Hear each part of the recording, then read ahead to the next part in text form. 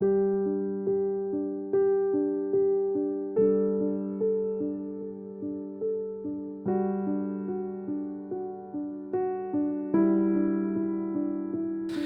Bapak Ibu. Puji Tuhan, saya berdoa semuanya tetap dalam kondisi baik, tetap semangat, amin. Semakin hari semakin cinta Tuhan Yesus dan hidup saudara dipakai menjadi saksi. Saudara, saya pernah sampaikan gereja bukan hanya sekedar membawa jemaat itu bertumbuh, tetapi gereja punya tugas, yaitu menunjukkan arah langkah bagi domba-dombanya Tuhan. Dan ada satu statement yang saya tuliskan di judul khotbah saya hari ini, yaitu deadline kedatangan Yesus itu tergantung kita. Ya, mungkin ada orang yang melihat ini dan berkata dalam hatinya, Pak, bukankah kedatangan Tuhan Yesus itu hanya Bapa yang tahu?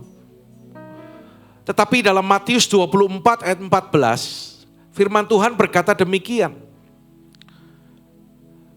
Dan Injil diberitakan sampai ke seluruh bumi, sesudah itu barulah tiba kesudahannya.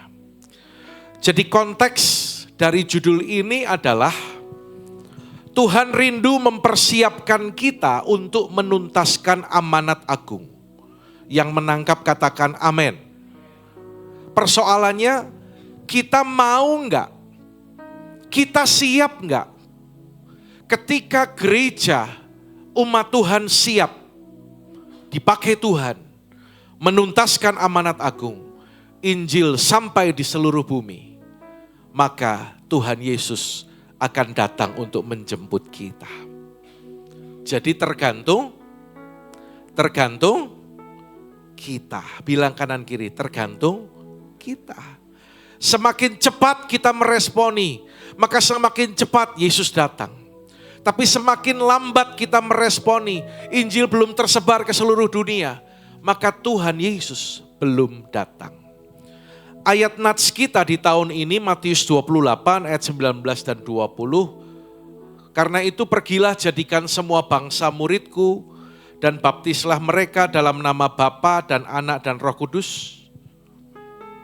Dan ajarlah mereka melakukan segala sesuatu yang telah kuperintahkan kepadamu, dan ketahuilah aku menyertai kamu senantiasa sampai kepada akhir zaman.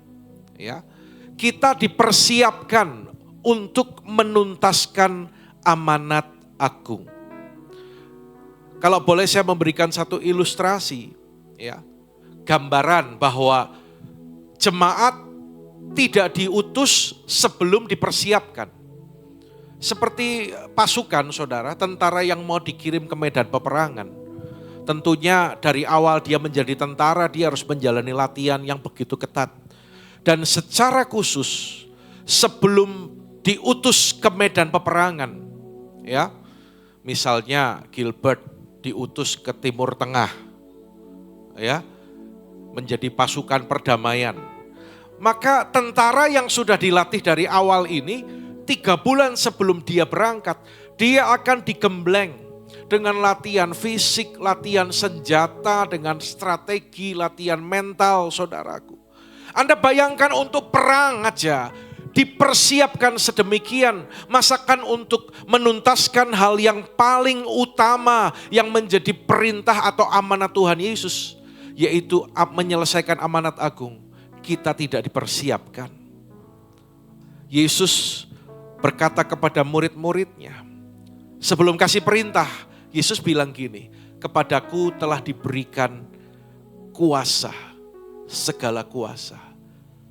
Dan Yesus berkata, dia mengutus murid-muridnya. Siapa murid-murid Yesus di tempat ini? Angkat tangan. Kalau Anda tidak angkat tangan, Anda muridnya siapa? Anda murid Yesus, amin. Siap diutus?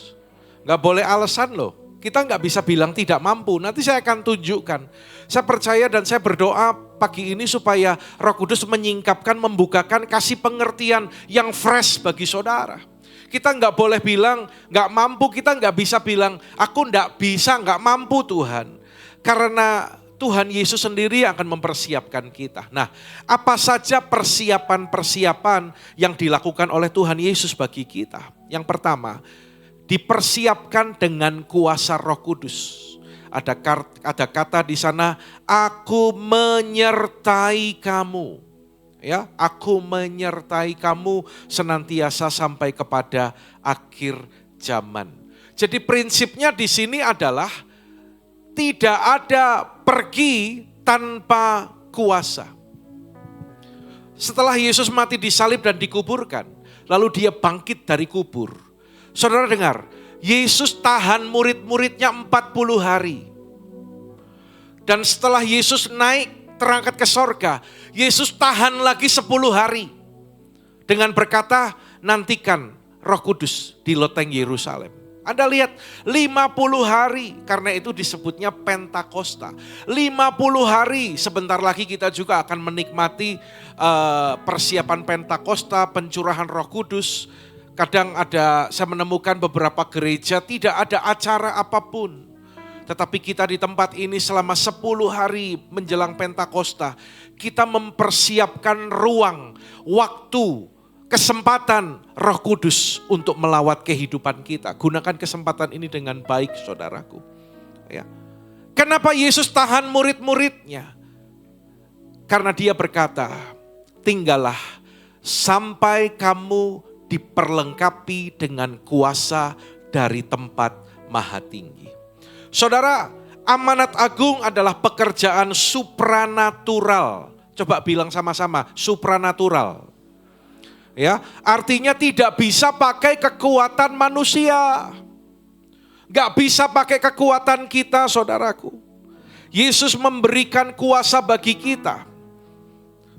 Di antaranya adalah kuasa keberanian yang akan mengalahkan rasa takut. Next slide. Ya, Anda lihat, Tuhan kasih keberanian mengalahkan rasa takutmu. Kalau engkau diurapi, dipenuhi Roh Kudus, menerima kuasa Roh Kudus, maka seperti Petrus yang dulu penakut, setelah diurapi, dia berkhotbah, dia menjadi singa di mimbar, dan ketika dia berkhotbah, 3.000 jiwa bertobat. Anda lihat satu perubahan yang radikal, saudara. Kenapa ya Pak? Dulu aku penakut.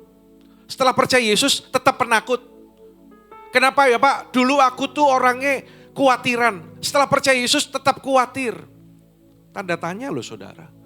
Orang yang dipenuhi Roh Kudus seperti Petrus yang dulunya penakutnya luar biasa, menjadi pemberani karena ada Roh Allah.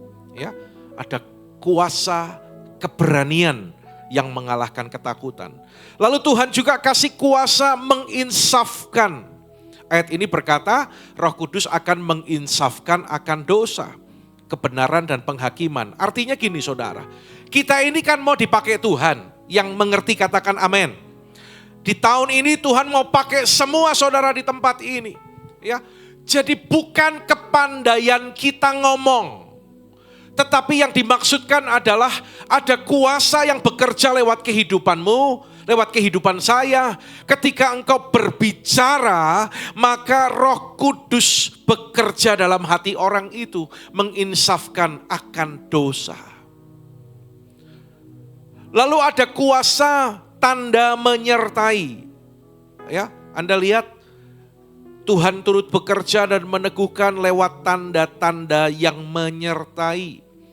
Karena itu Paulus berkata, aku bukan berkhotbah atau menyampaikan firman dengan kekuatanku, tapi dengan kekuatan Roh. Ini akan mengalahkan strategi kosong. Jadi kuasa keberanian, kuasa menginsafkan akan dosa, dan kuasa tanda yang menyertai itu diberikan bagi saudara dan saya. Tepuk tangan bagi Allah kita, saudara. Yang percaya tepuk tangannya lebih semangat dari ini. Katakan yes, katakan amin. Kalau sudah diberi kuasa, ya, perlu arahan. Kalau enggak akan chaos. Chaos itu kacau. Chaos itu berantakan, saudaraku. Karena itu selanjutnya Tuhan mempersiapkan kita dengan pola ilahi. Yang pertama tadi apa, saudaraku? Kuasa. Bilang dong kuasa yang keras. Kuasa, ya, kuasa Roh Kudus. Yang kedua katakan pola ilahi. Ya. Pergi, muridkan, baptis, ajar. Nah, saya akan dengan cepat membahas ini. Catat baik-baik. Tapi nanti Anda juga akan dapat materi PPT ini di grup, ya. Akan kita renungkan lebih dalam, detail di Kul.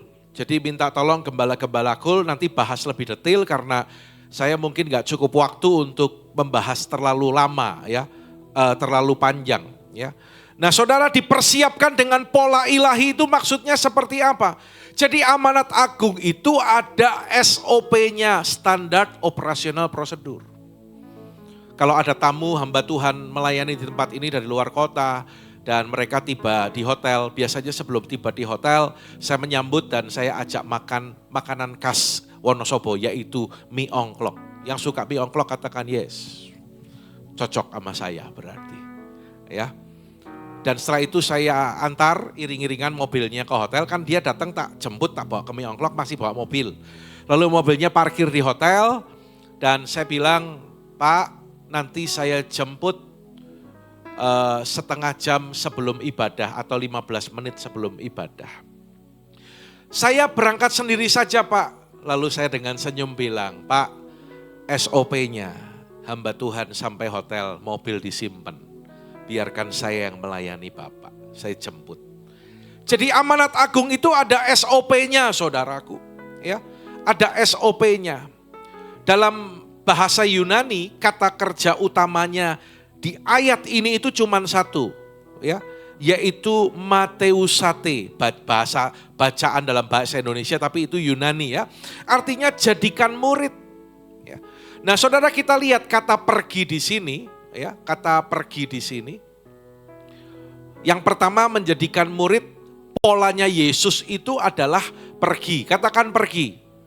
Kita nggak usah baca-baca bahasa Yunaninya lah, ya. Saya hanya kasih data kepada saudara. Jadi ini benar-benar diambil dari akar kata yang ada di ayat yang kita sedang bahas ini, saudaraku. Jadi arti kata ini, saudaraku, poreutentes ini, ya, ini adalah participle, bukan kata kerja perintah utama. Perintah utamanya tadi cuma satu, yaitu jadikan murid. Tapi pergi ini artinya gini, secara harafiah having gone atau as you are going. Jadi bukan berangkat, tetapi kata pergi di sini adalah sambil kamu sedang berjalan, sambil kamu sedang beraktivitas. Itu arti kata pergi. Bukan pergi seperti Pak Andi kalau dulu pergi pelayanan misi. Perginya dalam konteks arti ini bukan gitu. Ya, aku akan memberitakan Injil, pergi ke luar pulau, ke luar kota, ke luar negeri. Jadi terjemahan yang lebih tepat secara teologi adalah, baca sama-sama yuk, 2, 3.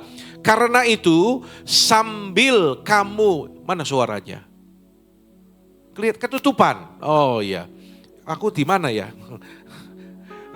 Ya udahlah, sekelihatannya saja, ya.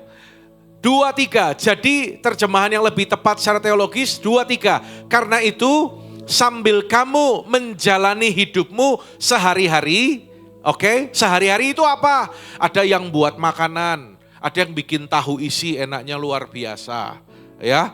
Ada yang buka kantin, ada yang buka toko, ada yang masih sekolah, ada yang buka usaha, ada yang apalagi jadi ibu rumah tangga. Sambil kamu menjalani hidupmu sehari-hari, jadi apa tadi? Lihat, jadikanlah semua bangsa muridku. Artinya gitu, saudaraku. Kalau ada yang kerja di toko, sambil engkau kerja di toko. Kalau mungkin ada jemaat yang jadi kasir, kerja di Indomaret apa di mana, sambil kamu jadi kasir di Indomaret. Atau mungkin sambil engkau sekolah, sambil engkau nganter anak, ya, sambil engkau jaga toko, sambil engkau ketemu dengan supplier, sambil engkau dalam pertemuan RT di lingkunganmu, Tuhan bilang gini, jadikan semua bangsa muridku. Sampai di sini yang menangkap, yang mengerti katakan amin. Kurang semangat amennya. Yang mengerti katakan amin. Tepuk tangan dulu buat Tuhan kita. Orang yang siap dipakai Tuhan, tepuk tangannya pasti lebih semangat lagi. Katakan yes. Nah saudara, saya tunjukkan 3 kesalahan tentang kata pergi ini. Ya. Jadi seringkali orang salah arti. Pergi itu harus keluar kota, luar pulau, luar negeri, itu baru namanya melakukan amanat aku. Oh ternyata arti kata pergi bukan gitu. Ya, ayat ini berkata Yerusalem dulu, Yudea, Samaria sampai ujung bumi. Mulai dari rumah dulu, bilang kanan kiri, rumah dulu. Kalau ada keluarga saudara yang belum sungguh-sungguh, belum jadi murid, lakukan itu dulu. Rumah dulu, dari Yerusalem dulu. Tetanggamu belum dengar Injil, gak usah berpikir untuk pergi ke Kalimantan. Sebelah rumahmu dulu. Saya sering bersaksi, ya, catatan saya makin penuh. Ketika saya ketemu orang, saya selalu memberitakan Injil kepada mereka. Dan setelah itu mereka setelah mendengar Injil dan mereka mau didoakan lahir baru, saya akan terus tempel dan follow up. Kalau nanti waktunya sudah tepat, saya akan serahkan ke Gembala Kul untuk di mentor, ditempel lebih jauh lagi. Dan kesalahan yang kedua, orang berpikir kalau pergi itu harus cuti bikin acara besar. Ya, bukan. Wanita Samaria nggak bikin acara besar. Tapi setelah dia bertemu dengan Yesus, gambaran dia ngalami perjumpaan, dia pergi ke kotanya dan bawa kesaksian. Hasilnya kota datang ke Yesus. Anda nanti baca ayat ini. Bukan pergi nunggu panggilan khusus. Nanti aku belum dapat panggilan khusus. Ya. Jadi kata poreutentes ini artinya gini. Semua murid dalam kondisi pergi setiap hari. Panggilan khususnya sudah diberikan, saudara. Amanat agung itu. Ya. Nah saudara, yang selanjutnya pada bagian yang kedua ini, pola Yesus adalah muridkan. Katakan muridkan. Yang pertama tadi apa? Pergi, bilang pergi. Yang kedua muridkan. Nah, muridkan ini ya. Dan saya mau katakan ini adalah kata yang paling penting dari 4 langkah amanat agung. Banyak gereja macet di sini, saudara. Muridkan itu gini artinya, buat pengikut yang taat. Jadi jangan risih kalau orang bilang gini, kowe kok fanatik ya? Itu yang benar. Gak ada yang amin kan? Kowe nek lunga HOG kok fanatik loh. Itu yang benar. Loh Anda ikut Yesus melakukan firman enggak? Firman Tuhan bilang muridkan. Buat jadi pengikut yang taat. Ya. Kadang gereja itu berhenti ketika orang isi angket gereja.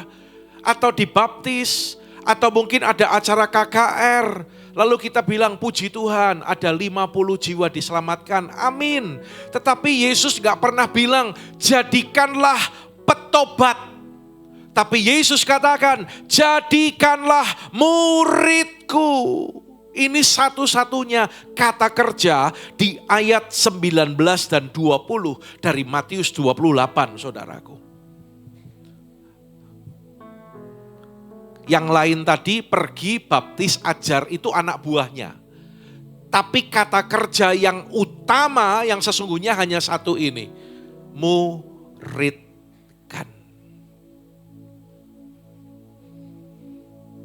Saudara, kata dasarnya adalah matetes, murid ya artinya ya.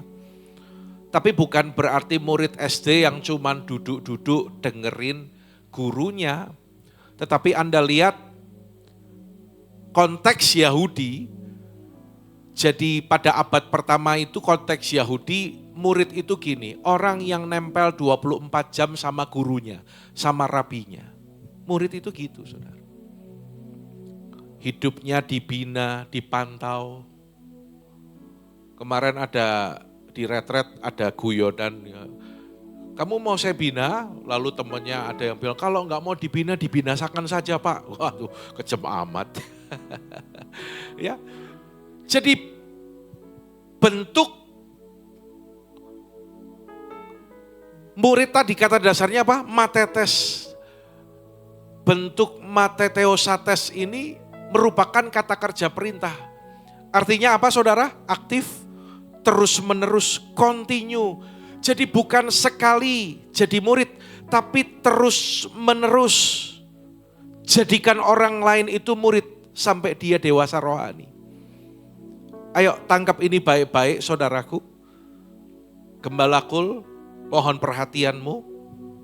Orang-orang yang sedang dipersiapkan, tangkap ini baik-baik. Baca yang highlights biru di kanan atas. 2-3. Jadi 2-3. Jadi terjemahan yang tepat, jadikanlah semua bangsa pengikutku yang hidupnya copy paste hidupku, kata Tuhan. Yang mengerti katakan amin, saudaraku.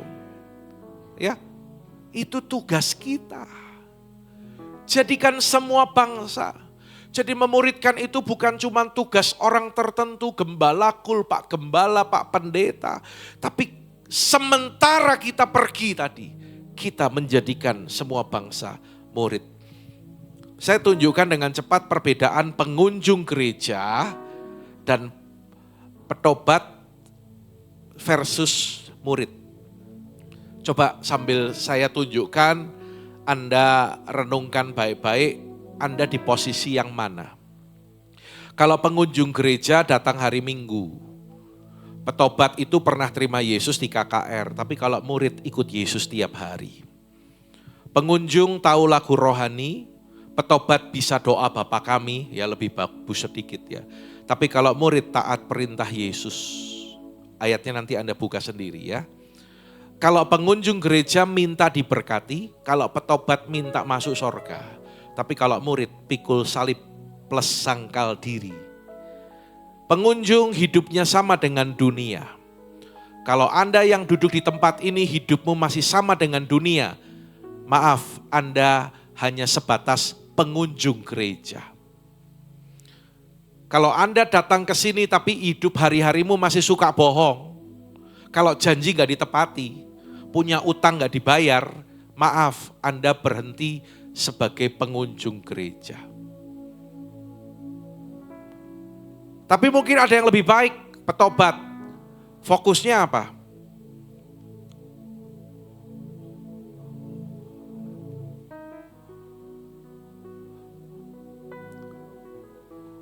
Silau saudara. Petobat hidupnya apa?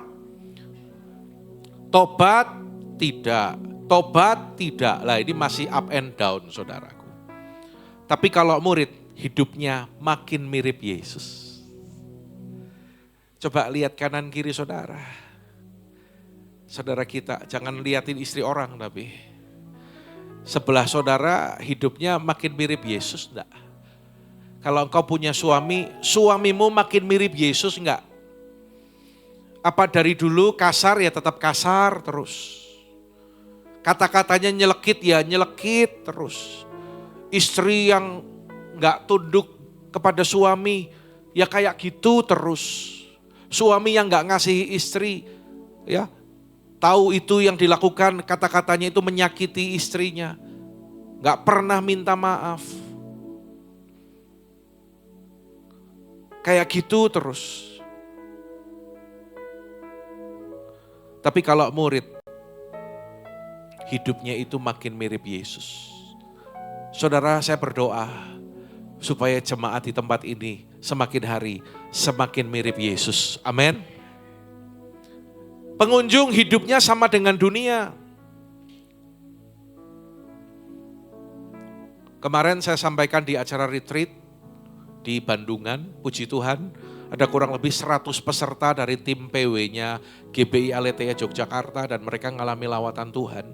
Tuhan baik, terima kasih buat dukungan doa dari para pelayan dan jemaat. Ya. Lalu saya katakan, engkau melayani di depan, skillmu bagus, tapi tanpa urapan, engkau melayani gak ada hadirat Tuhan. Saudara, kalau cuma bicara ibadah, orang lain yang tidak percaya Yesus pun mereka juga punya ibadah. Jadi standarnya gak boleh cuma ibadah. Apalagi kalau Anda bolong-bolong ibadah, itu lebih parah. Lebih parah. Wong ibadah aja sama kok dengan orang-orang di luar Tuhan. Kita ibadah, mereka ibadah. Saudara, kalau Anda ke Bali, ya, Anda perhatikan, orang Hindu Bali, setiap pagi mereka bawa persembahan untuk Tuhannya. Saya nanya sama orang Bali, itu ngasihnya itu sehari bisa 2-3 kali. Lalu siang sekali lagi. Lalu malam, sore malam 1 kali lagi. Berapa harganya 1 kali mempersembahkan ini, harganya berapa sana? Ya bisa 20-30 ribu Pak. Sehari kalau 20 ribu aja lah, tak ambil yang standar paling murah ya. Sehari itu lakban 60 ribu kali 30 hari 1.800.000. Coba bandingkan sama orang Kristen. Seminggu sekali ke gereja, Anda kasih persembahan berapa? Milih uang yang paling kecil? Aku biasanya ya semene.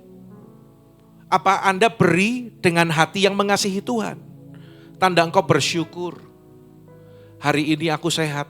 Seminggu ini anakku baik-baik saja. Seminggu ini usahaku lancar. Kadang kita itu lupa hal-hal yang demikian. Apalagi bicara mengembalikan milik Tuhan, persepuluhan. Jauh. Kalau dibandingkan dengan saudara kita yang di Bali tadi. Jauh saudaraku. Dalam hal ibadah, berapa banyak kita temukan di gereja, orang lagi ibadah, scroll HP. Anak-anak muda perhatiin ya, Om Andi itu pantau loh. Kalau lagi ibadah, kalian itu scroll HP apa enggak? Jangan sampai lagi pelayanan di multimedia juga scroll HP. HP-nya tak sita loh nanti loh. Tak kembaliin tahun depan. Ya, saudara, kalau kita enggak fokus, kalau Anda buka-buka yang lain, waktu kapan pernah ada yang laporan sama saya, Pak, si A itu ibadah sambil video call. Oh, kurang ajar, saya bilang. Nggak sopan. Pantas nggak saya ngomong dia kurang ajar? Lagi ibadah dengar firman, Tuhan lagi ngomong, dia lakukan hal yang lain. Coba agama lain kalau ibadah. Anda lihat saudara kita, yang kalau lakukan sholatnya, pernah enggak lihat mereka lagi doa, HP-nya bunyi lalu, halo? Ya, pernah enggak? Kalau orang Kristen gimana? Lagi puji-pujian, bisa keluar dulu loh. Jauh saudaraku. Ayo kita belajar. Kalau pengunjung, hidupnya sama dengan dunia. Dan saya mau bilang, saya memberkati saudara hari ini, Anda bukan pengunjung. Katakan amin. Kalau petobat, hidupnya fokusnya aku selamat enggak ya? Tapi kalau murid Yesus, fokusnya apa? Yesus mau apa dalam hidupku? Beda fokusnya. Saya tunjukkan, ciri murid sejati menurut Yesus. Ini menurut Yesus ya, Anda amati, Anda lihat. Tinggal di dalam firman. Katakan amin. Bukan hanya dengar khotbah ya, tapi juga punya persekutuan dengan Tuhan. Anda juga baca Alkitab sendiri dan melakukannya. Ini sudah menjadi kebutuhan. Lalu saling mengasihi. Ada kasih yang tulus di sana. Tidak suka gosip. Di depan dan di belakang sama. Namanya keluargamu di tempat ini, HOG itu keluarga kita, amin. Ada masalah boleh, tapi gak usah bawa masalah itu keluar-luar. Gak usah jelek-jelekan orang. Itu namanya saling mengasihi. Lalu berbuah banyak, buah karakter, Galatia 5 ayat 22, ya. Ditambah jiwa baru. Jadi kategorinya Yesus murid sejati itu, dia itu akan punya anak dan cucu rohani, saudara. Kalau yang baru pertama punya cucu aja senangnya. Beberapa tahun lagi ya, semoga saya juga cepat punya cucu ya, saudaraku ya. Senang punya cucu. Betul kok Afu? Ya. Betul yang sudah punya cucu? Tapi Tuhan bilang ciri murid sejati itu dia punya anak, punya cucu rohani. Dan bayar harga. Barang siapa tidak memikul salibnya dan mengikut aku, ia tidak dapat menjadi muridku. Orang yang menjadi murid, dia itu mau rugi demi Yesus. Rugi waktu. Kadang-kadang untuk satu acara di gereja, untuk pelayananmu, engkau mungkin harus tutup lebih awal. Mau rugi. Pelayanan kok sampai tutup gasi. Lah Anda kalau pergi luar kota, kalau Anda punya acara khusus, Anda juga berani tutup toko loh. Kenapa untuk Yesus Anda gak berani? Ya. Jadi ini bukan masalah harus seperti ini atau harus seperti apa. Tetapi mengerti ada hati yang siap bayar harga di sana. Siap dibenci oleh dunia dan mau tinggalkan dosa. Baca sama-sama yuk tulisan yang di bawahnya ciri murid sejati menurut Yesus. Jika 2, 3, jika 4 hal ini tidak ada, berarti belum menjadi murid. Katakan kanan kirimu, jika. Semua ngomong, jika. Ya lanjut, ya dilanjutin. Engkau sampai balik, jika. Jika. Nanti pulang pas mau salaman juga, jika. Lah jika apa? Sama-sama yuk, semua bilang satu kalimat ini. Bilang kanan kiri saudara. Jika 4 hal ini tidak ada, berarti belum. Ya, kita masing-masing cek and recheck diri kita ya. Nah saudara, kesalahan gereja tentang kata muridkan ini. Nah ini lihat. Yang penting kan jumlah jiwa. Setuju gak?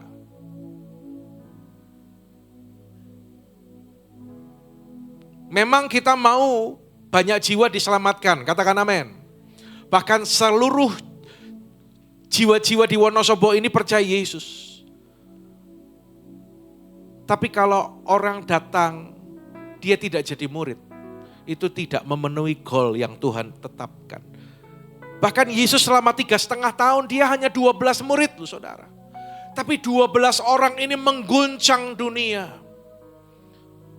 Pendapat yang keliru lagi adalah memuridkan itu kan tugasnya Pak Pendeta.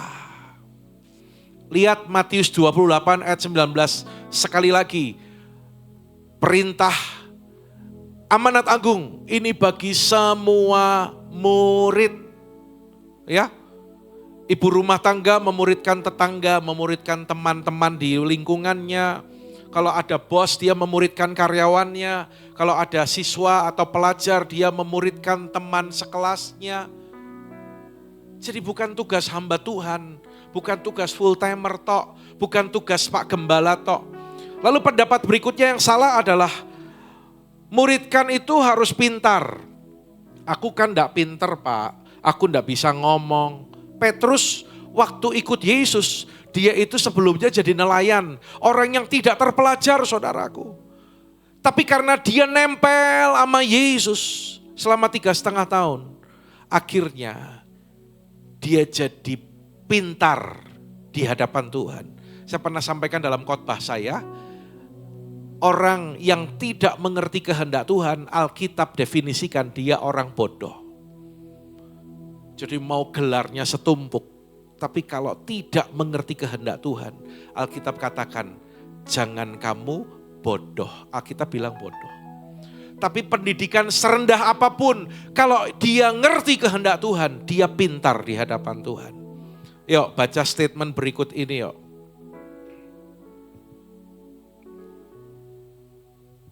Yang keras ya, 2, 3. Tuhan tidak memintamu cari 1.000 orang. Lebih keras, Tuhan memintamu apa? Jaga 1 orang sampai dia jadi seperti Yesus. Dan kalau 1 orang itu jadi, dia akan cari 1 lagi. Itulah amanat agung. Coba sampai di sini, Anda yang menangkap boleh lambaikan tangan dengan baik. Yang nangkap dengan baik, lambaikan tangan. Amin saudaraku. Yuk berikan tepuk tangan bagi Allah kita. Bukan banyak ratusan ribuan, no. Tapi cuman minta 1 aja dan jagain dia sampai dia jadi seperti Yesus.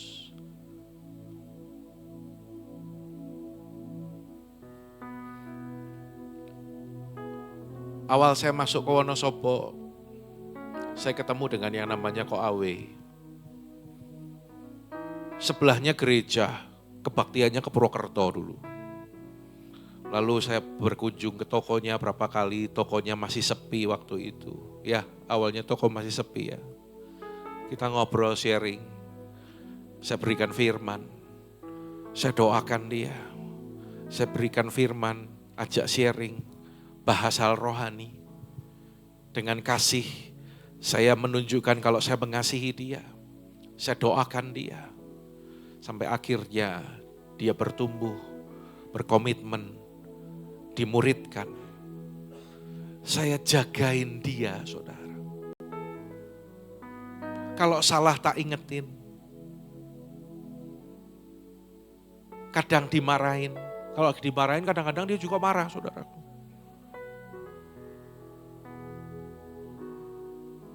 Datang ke toko, masih belum lepas udut.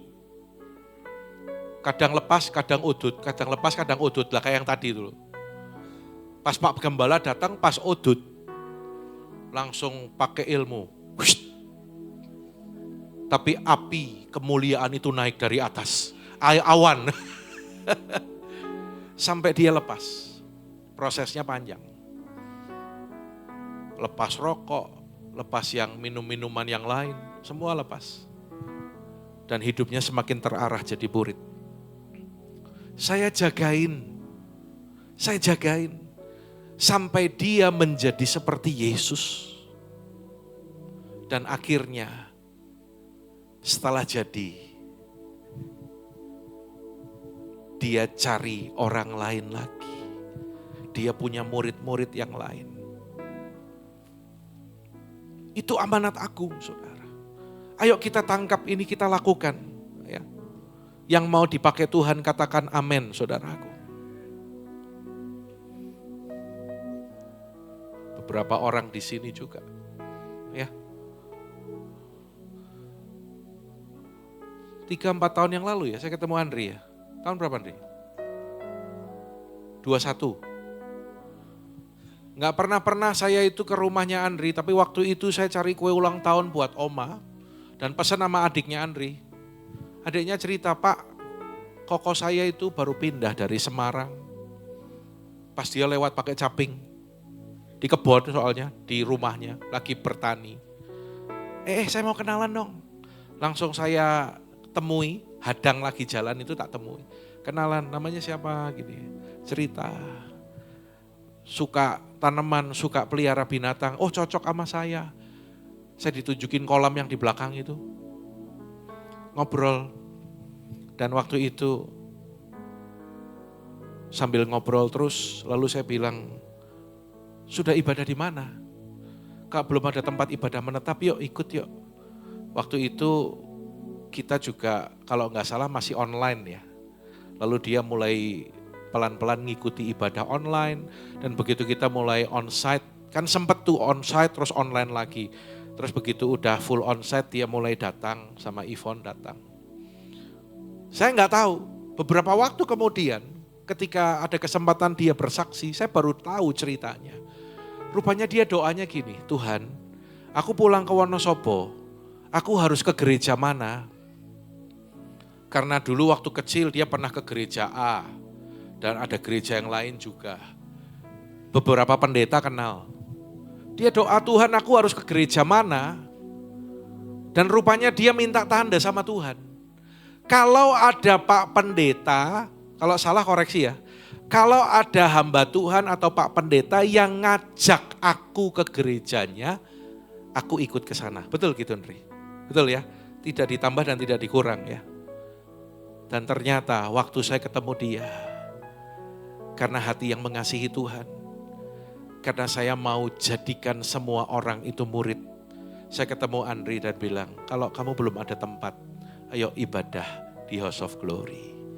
Sampai akhirnya dia jadi murid dan sekarang dia menjadi gembala kul. Dulu juga ikut Fuwe, jadi muridnya Fuwe, lalu sekarang akhirnya jadi gembala kul. Dan saya percaya setiap gembala kul yang lain juga punya kesaksian yang luar biasa demikian. Dimuridkan, ya, dibentuk, ditegur, dinasehati, nggak mudah saudaraku. Ya, itu yang namanya PDP Yefta Suhartoyo, mana dia orangnya? Kok dari sini nggak kelihatan? Karena silau maksudnya. Dulu dia petani salak dari Banjarnegara. Tiap hari ke kebun salak. Kalau Yesus mengambil Petrus dari penjala ikan jadi penjala manusia, Pak Andi mengambil PDP Yefta yang dulunya Suhartoyo dari petani salak jadi penjala manusia.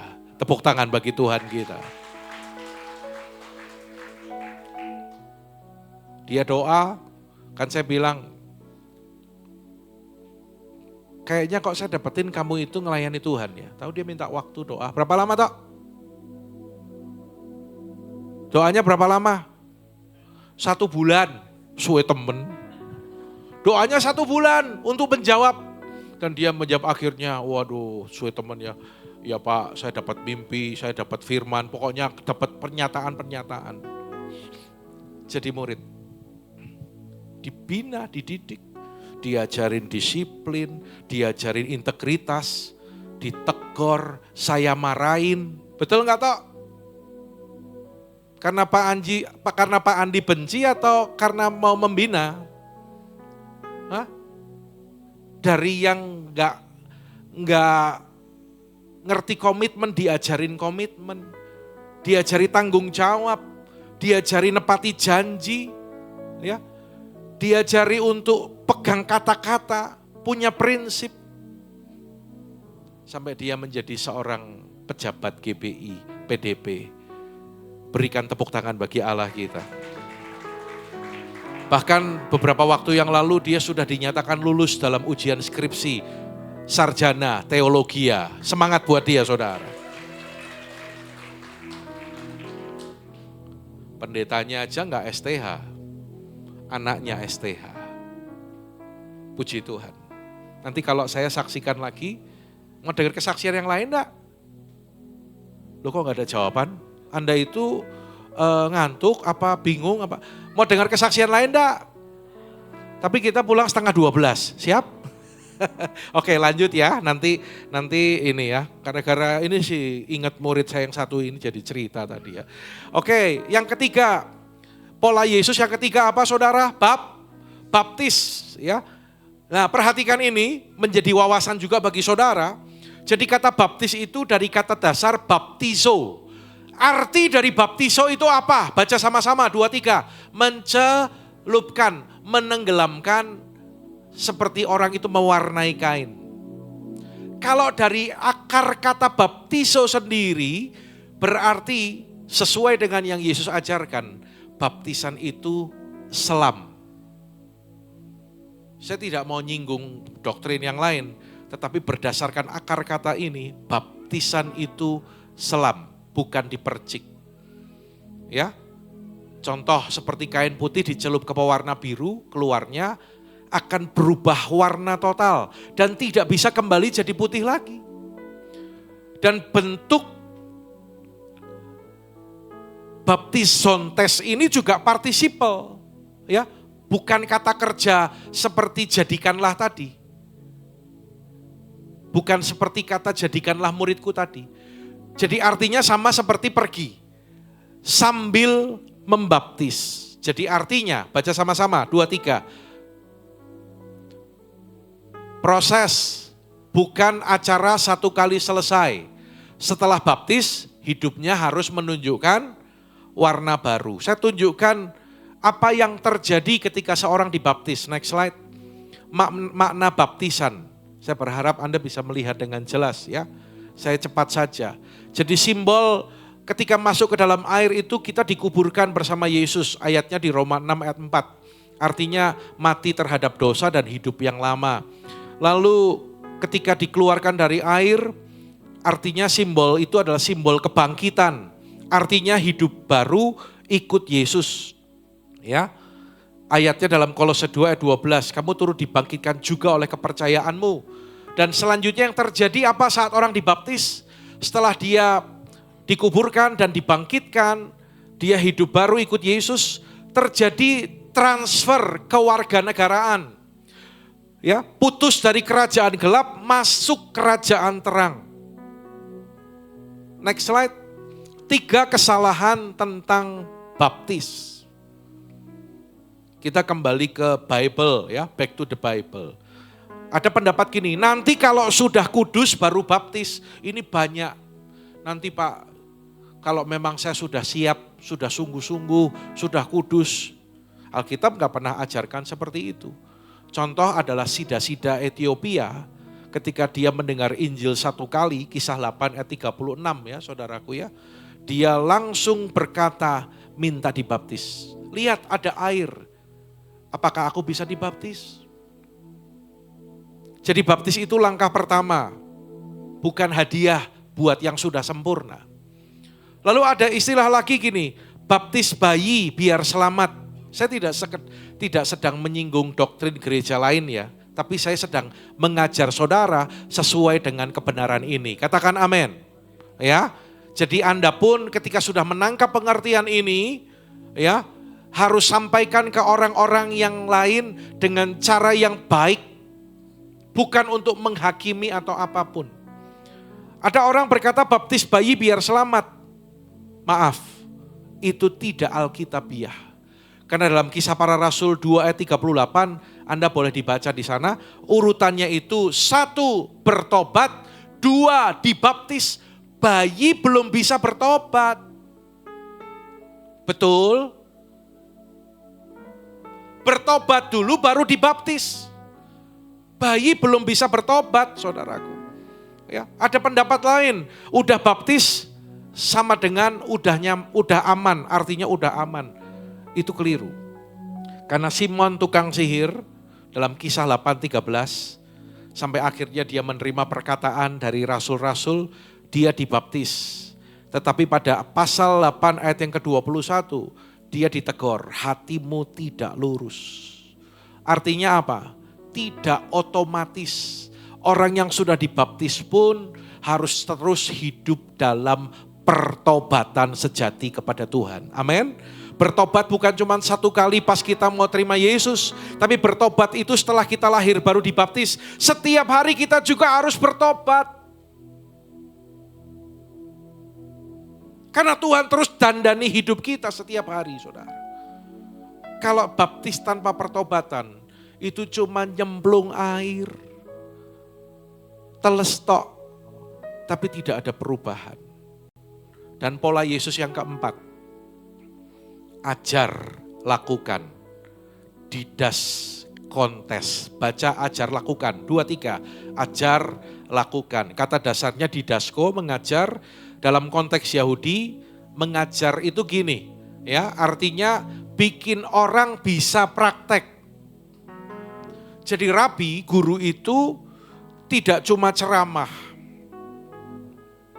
tapi muridnya mendengar pengajarannya, dan muridnya itu juga ikut gurunya, melihat bagaimana gurunya bicara, melihat bagaimana gurunya berinteraksi, melihat bagaimana gurunya mengajar, melihat bagaimana tadi itu ditulis dia cara dia dagang, jujur enggak, kalau dia ketemu orang yang berduka, cara dia ngibur gimana, belajar dari gurunya.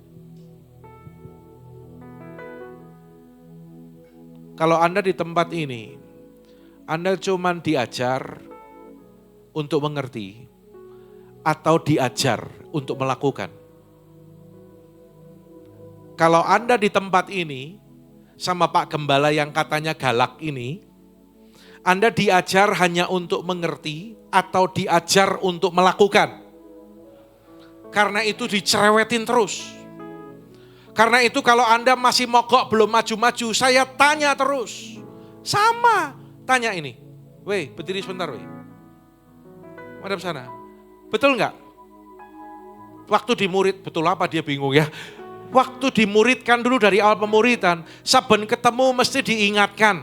Saben ketemu mesti ditanya. Saben ketemu terus dimotivasi. Jangan lupa nanti ada doa, jangan lupa nanti ada kul. Betul? Kasih semangat lagi buat Ko Awe, Saudara. Di sini Anda diajar untuk mengerti apa diajar untuk melakukan? Puji Tuhan. Jadi fokusnya adalah segala sesuatu yang telah kuperintahkan, pantahosa enetailamen. Ya. Tetapi 100% isi perintah Yesus. Itu yang disampaikan. Bukan ajaran pendeta favorit. Anda nggak usah ikut kata-kata saya. Tapi dengar, yang saya sampaikan itu perintah Yesus atau bukan? Khotbah di sini apakah hanya membahas behavior, sikap ketika ketemu orang, ya. Lalu kalau bisnis seperti apa, memang itu juga penting. Tetapi apakah Anda selalu mendengar perintah Yesus yang disampaikan? Dan bukan hanya tradisi gereja yang turun-menurun, yang terus turun-temurun, yang terus disampaikan. Bukan itu. Tapi kalau Tuhan tuntun ke kanan, perintahnya kita lakukan, disampaikan. Dengan cepat, perbedaan diajar hanya untuk tahu dan diajar untuk melakukan. Anda lihat, kalau cuma diajar tahu, selesai kelas, oh gitu ya. Tapi kalau lakukan, selesai kelas, minggu ini aku mau maafin orang tuaku, aku mau mengampuni mamaku, aku mau mengampuni temanku yang sudah nipu aku. Kalau cuma diajar untuk tahu, goalnya dapat nilai bagus. Tapi kalau ajar melakukan, goalnya karakter serupa Yesus. Kalau ajar tahu, belajar tentang teori doa. Tetapi kalau ajar untuk melakukan, adalah praktek berdoa.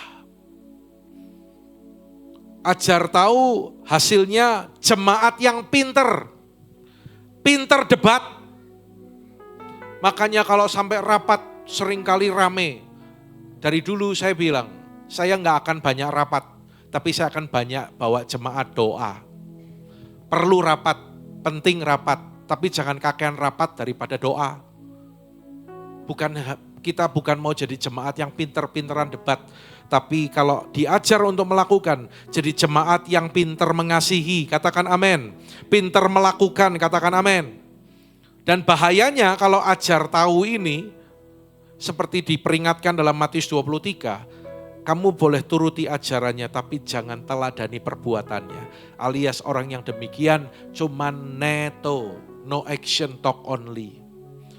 Anda boleh tinggalkan saya kalau saya cuma ngajari gak melakukan. Kalau saya cuma nyuruh saudara memberi buat Tuhan, saya tidak melakukan, Anda gak usah ikuti saya.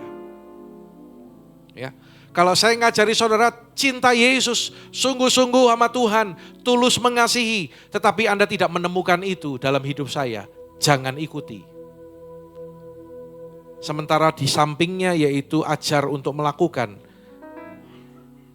Ayat ini berkata, berbahagialah kamu jika kamu melakukannya. Jadi kata kuncinya, ayat kuncinya di sini adalah, baca sama-sama yang di bawah yang bisa kelihatan. Hendaklah kamu menjadi pelaku firman dan bukan hanya pendengar saja, sebab jika tidak demikian kamu menipu diri sendiri. Ada beberapa kesalahan yang ditemukan di sana, ya. Ada pendapat gini, khotbah minggu tok cukup. Ayat ini berkata, kamu seharusnya sudah menjadi pengajar tapi masih perlu susu terus. Mimbar itu kasih inspirasi buat kita, katakan amin. Dan di KUL, di Komsel, ada aplikasi di sana. Sementara ketika engkau bergaul dengan orang-orang, dengan pertemananmu di sana, ada tanggung jawab. Tanggung jawab apa, Pak? Tanggung jawab hidupmu punya karakter Yesus atau tidak. Kalau engkau disebut Kristen, pengikut Yesus, hidupmu berkarakter Kristus, enggak. Ya, ada lagi pendapat ajar doktrin saja, etika nanti. Ya, ayat ini berkata, beritakanlah apa yang sesuai dengan ajaran sehat. Jadi firman itu luar biasa. Nanti kalau Anda baca dalam Titus pasal kedua ini, mulai dari ayat yang kedua sampai ayat yang ke-10, di situ ada pesan baik bagi anak-anak, bagi pemuda, bagi remaja, bagi orang yang dewasa, bagi opa, bagi oma, bagi budak, ada firman yang diberikan. Dan maafkan, saya harus bilang gini, doktrin yang tidak mengubah kelakuan, sesungguhnya adalah doktrin yang mati. Sebagus apapun, tapi kalau enggak mengubah kelakuan, tidak ada gunanya. Ada pendapat takut nuntut, janganlah nanti jemaat kabur.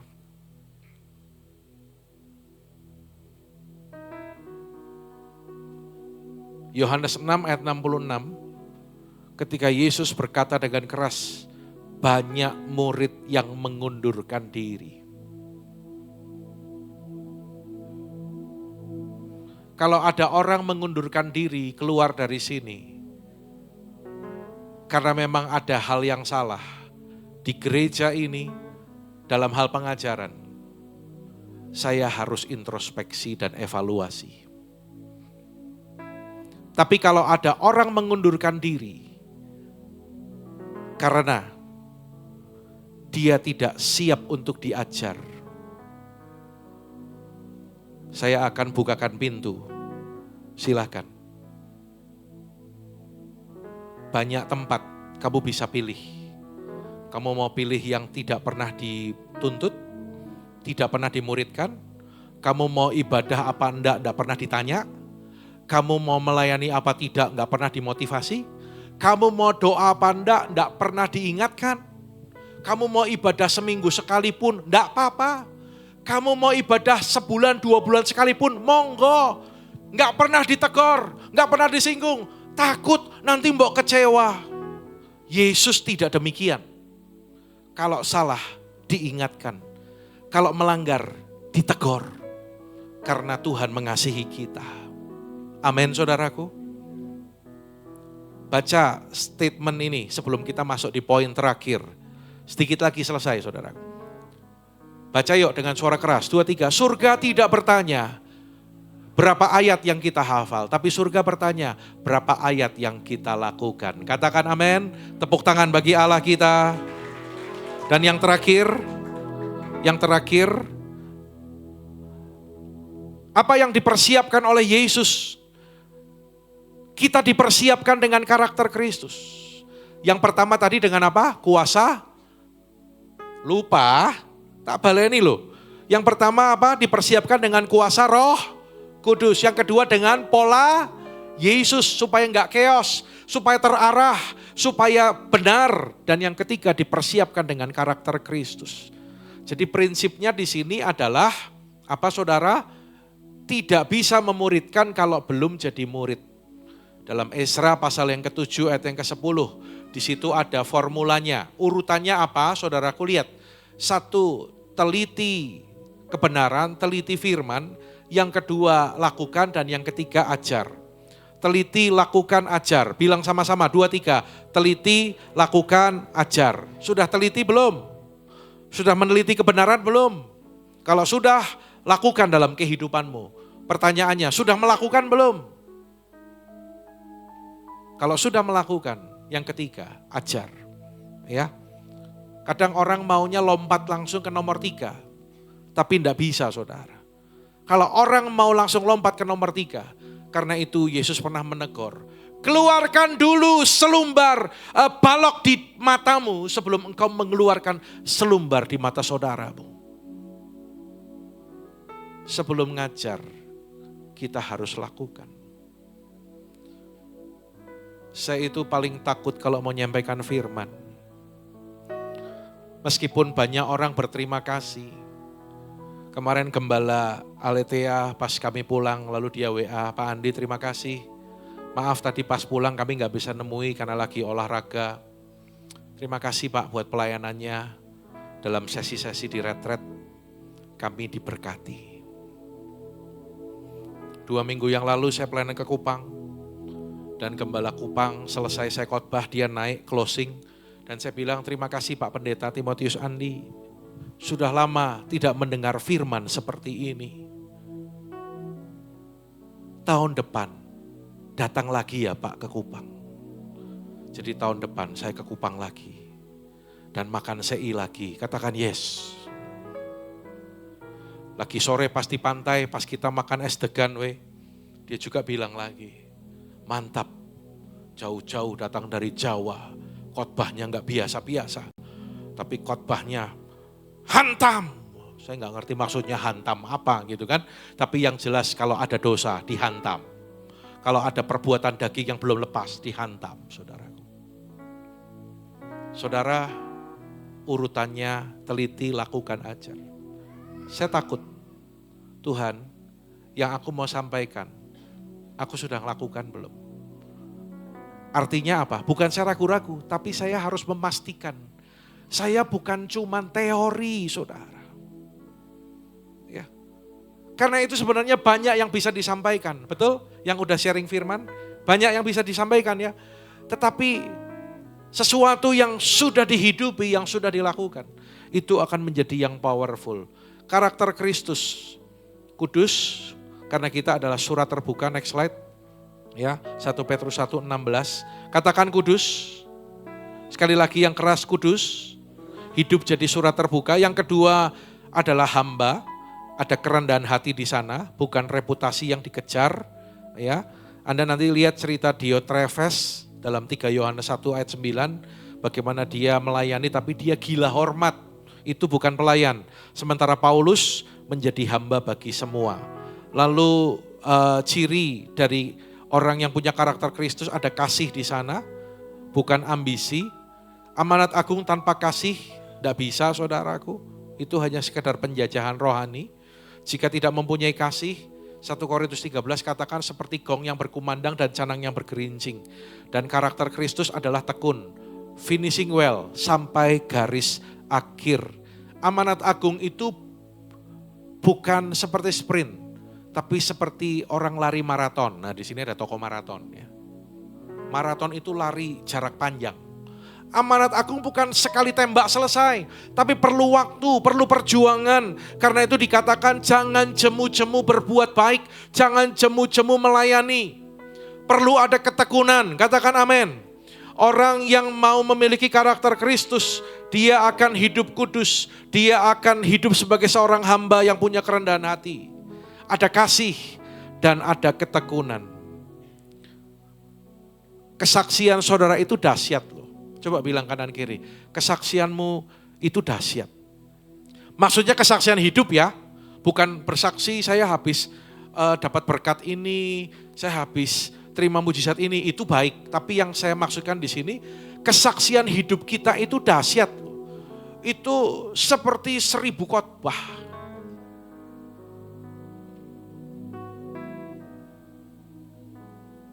Victor sudah khotbah belum? Hah? Belum? Dipersiapkan ya. Tapi kalau kesaksian hidupmu bicara, itu setara dengan 1000 khotbah. Lihat, khotbah kayak di mimbar gini, itu cuma didengar 45 menit. Kecuali kalau hari ini, nambah sedikit. Tapi kesaksian hidup 24 jam sehari, 7 hari seminggu, 4 minggu sebulan, dan seterusnya. Khotbah hanya didengar telinga, tapi kesaksian hidup dilihat mata dan dirasa hati. Dengar khotbah bisa ngantuk, tengok kanan kirimu, hei ngantuk gak gitu loh. Saya mau tanya dulu nih, ini kan sudah rada lama nih karena materinya banyak yang saya harus sampaikan. Tapi Anda tetap antusias, amin? Semua tetap mengikuti dengan baik? Oke, sebentar lagi selesai. Karena itu jangan ngantuk ya. Tapi kalau kesaksian itu tidak bisa dihindari. Kesaksian hidup, khotbah bicara tentang kasih, tapi kesaksian hidup menyatakan kasih. Khotbah bicara tentang kejujuran, kesaksian hidup, hidup jujur. Jujur. Jujur sama orang, jujur sama Tuhan. Ya, jujur. Jangan hitung-hitungan sama Tuhan. Khotbah, orang bisa berkata, teori. Tapi kalau yang namanya Pak Darmono ini, hidupnya menjadi saksi. Ada kesaksian karakter Kristus yang nampak dalam kehidupannya. Orang akan diam. Gak berani komentar yang jelek. Karena apa? Karakter Kristus nampak dalam kehidupannya. Tepuk tangan bagi Allah kita, saudara.